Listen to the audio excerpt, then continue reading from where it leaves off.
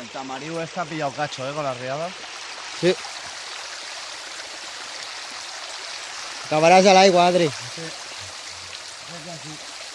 Espera, espera, que te grabo. Si vas a ir al agua, te grabo. Tiene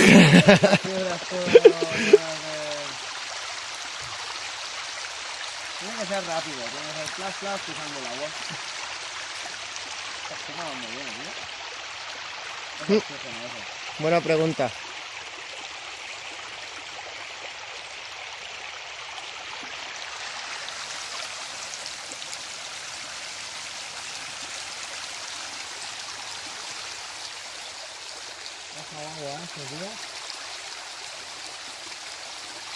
La cuestión es que sigue corriendo.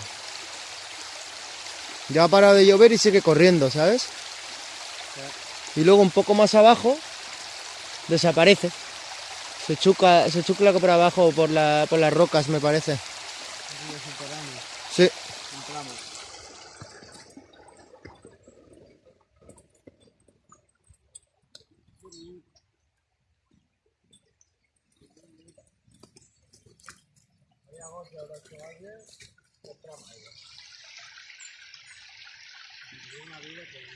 Ahora me saco del vídeo, tío.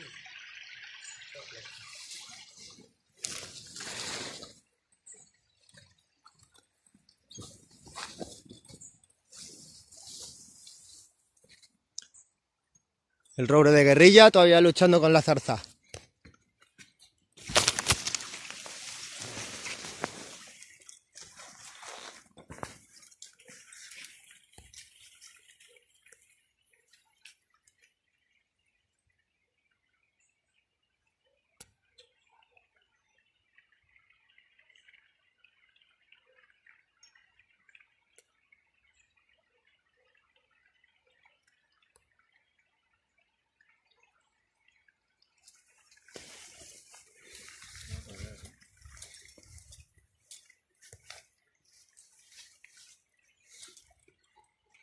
Grande, ¿eh? Todavía no lo pillo entero.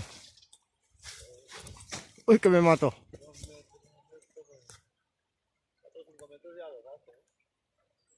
Sí, yo diría 5 o 6 y todo, ¿eh?